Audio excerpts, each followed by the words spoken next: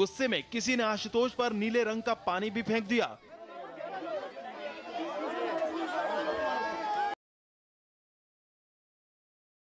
मैं ईडी के सवालों का जवाब देने नहीं जाऊंगा, मैं पेशी में जवाब देने नहीं जाऊंगा।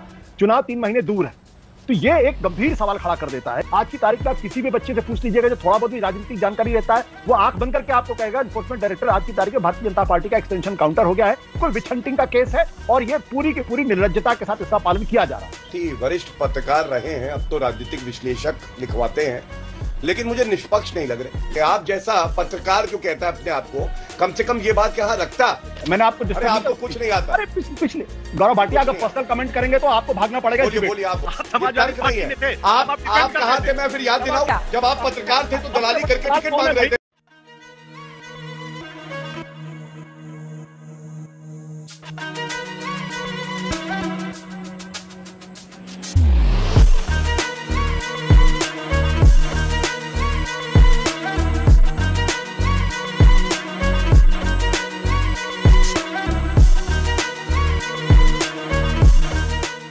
नमस्कार दोस्तों, स्वागत है आप सभी का। आप देख रहे हैं द खबरी शो। दोस्तों, आज की डिबेट वीडियो होने वाली है बीजेपी के प्रवक्ता गौरव भाटिया और कांग्रेस के लिए वरिष्ठ पत्रकार, न्यूज चैनल के लिए वरिष्ठ राजनीतिक विश्लेषक और राष्ट्रवादियों के लिए पत्रकार आशुतोष के बीच में। दोस्तों, विपक्ष के नेताओं पे आए दिन होने वाली ईडी और सीबीआई की कार्रवाई को लेकर डिबेट चल रही थी, जिसमें आशुतोष का कहना था कि ईडी और सीबीआई बीजेपी के दबाव में काम करती है। अब वहीं पे मौजूद थे गौरव भाटिया, जिन्होंने आशुतोष का पूरा इतिहास न खोल के रख दिया। दोस्तों, वीडियो बड़ी मजेदार होने वाली है, आपसे अनुरोध है अंत तक जरूर देखना। अगर आप चैनल पे पहली बार आए हैं या चैनल को अभी तक सब्सक्राइब नहीं किया है तो चैनल को सब्सक्राइब करना मत भूलना। चलिए मेन वीडियो स्टार्ट करते हैं। क्या चल रहा है शमशेर सिंह जी?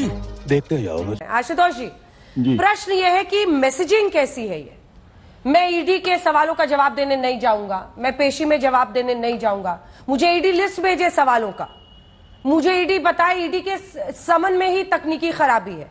क्या ये मैसेजिंग सही है एक ऐसे व्यक्ति के लिए जिसने भ्रष्टाचार के अनेकों आरोप अनेकों नेताओं पर लगाए? आज जब ऐसे ही आरोप उन पर लग रहे हैं तो कानूनी प्रक्रिया से ही तो पाक साफ होकर निकला जा सकता है, या फिर वाकई इसमें साजिश है? देखिए अंजना, आपके सवाल के दो पहलू हैं। पहला पहलू तो यह है कि क्या अरविंद केजरीवाल को समन्स का सम्मान करना चाहिए या नहीं करना चाहिए, और दूसरा जो इन्फोर्समेंट डायरेक्टरेट नाम की एजेंसी है वो किस तरीके से काम कर रही है। जहां तक मेरा अपना मानना है कि अरविंद केजरीवाल को पहले समन में ही ईडी के सामने पेश हो जाना चाहिए था और वहां जाके जो भी पक्ष हो अपना पक्ष रखना चाहिए था, और अगर ईडी को गिरफ्तार करती है तो सहज तौर पर अपनी गिरफ्तारी भी देनी चाहिए थी। क्योंकि अरविंद केजरीवाल जब ईडी के समन्स का सम्मान नहीं करते हैं तो उनका पास्ट उनको आके हॉन्ट करता है, क्योंकि उन्होंने ही वो सारी शर्तें, वो सारे पैरामीटर्स तय किए थे। और आज की तारीख में ये इंप्रेशन राजनीतिक तौर पर गलत जाता है कि आप जांच से भाग रहे हैं। ये आम आदमी पार्टी के लिए बिल्कुल ठीक नहीं है, कांग्रेस और दूसरी पॉलिटिकल पार्टीज के लिए होता तो बात बिल्कुल अलग होती। अब इसका दूसरा पहलू है। दूसरा पहलू इस बात को लेकर यह कि बड़ी बिजार स्थिति है। आज की तारीख में देश के 2 मुख्यमंत्रियों के ऊपर गिरफ्तारी की तलवार लटक रही है। झारखंड के मुख्यमंत्री हेमंत सोरेन, 7 बार समन उनको दिया जा चुका है और 3 बार समन अरविंद केजरीवाल को दिया जा चुका है। चुनाव 3 महीने दूर है, तो यह एक गंभीर सवाल खड़ा कर देता है कि आखिर एनफोर्समेंट डायरेक्टरेट इतनी इस स्थिति में कैसी है।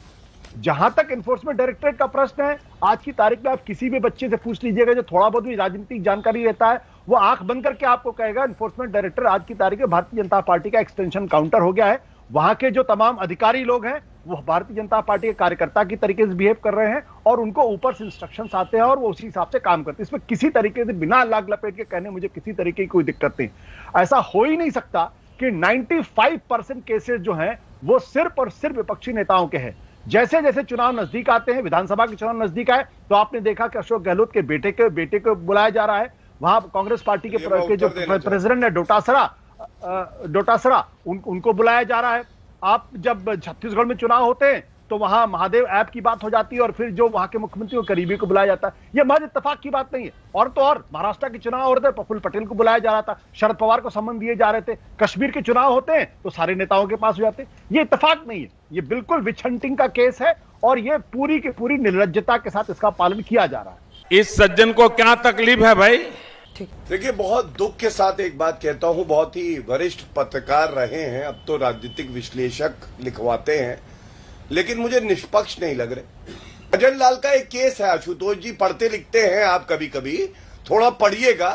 राजनीतिक द्वेष से अगर कोई मामला होता है ना, तो आप न्यायालय जाके उसको निरस्त करा सकते हैं। आप जैसा पत्रकार जो कहता है अपने आप को, कम से कम ये बात यहां रखता कि भाई कोर्ट क्यों नहीं जाते अरविंद केजरीवाल, मनीष सिसोदिया, संजय सिंह, विजय नायर को बेल क्यों नहीं मिल रही।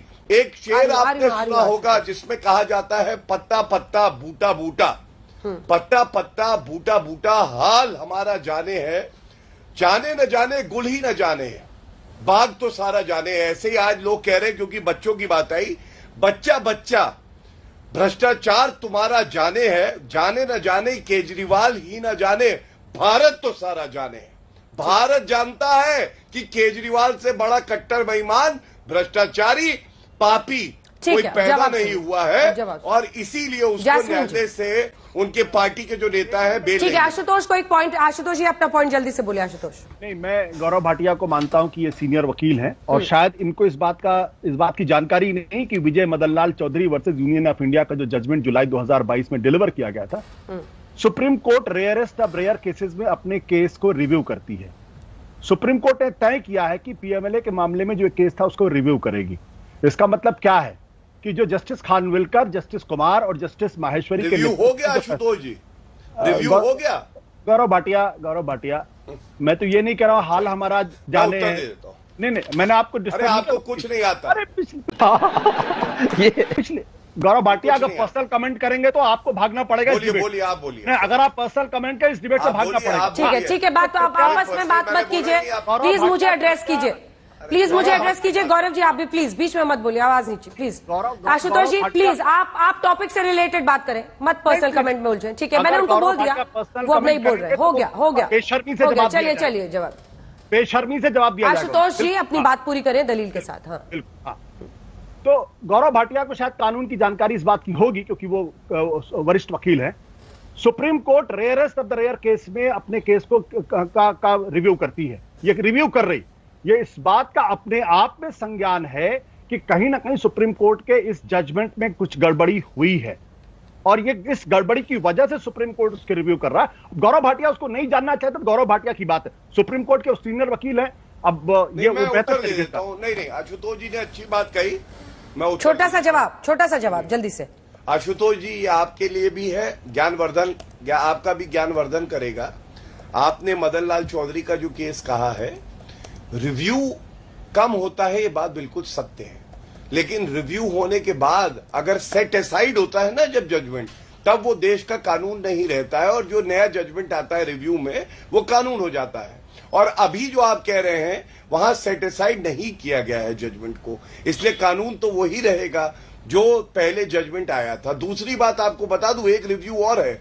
जब सीबीआई का दुरुपयोग हुआ था चुनाव के दौरान, मुलायम सिंह यादव और मायावती दोनों पे सीबीआई की जांच हुई थी और आपको मालूम है रिव्यू पिटीशन में ही सुप्रीम कोर्ट ने सीबीआई की जो जांच थी उसको रद्द किया था डिंपल यादव पे और प्रतीक यादव पे। ये जानकारी इसलिए दे रहा हूं कि दुरुपयोग तब होता था जब पिंजरे का तोता बनाया हुआ था।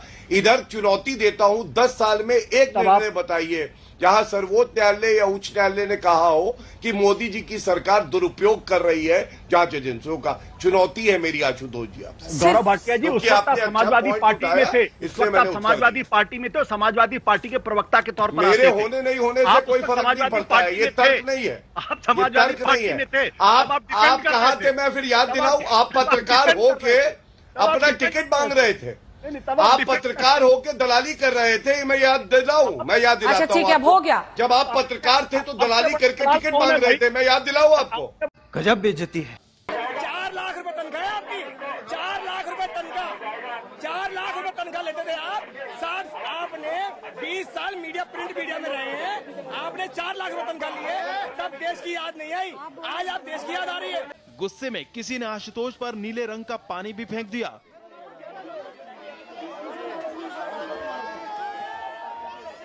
आशुतोष आम आदमी पार्टी के लिए वोट मांग रहे थे।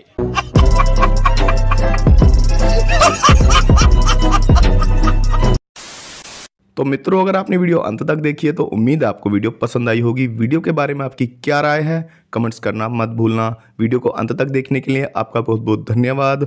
मिलते हैं बहुत जल्द अगली वीडियो में, तब तक के लिए जय हिंद, वंदे मातरम।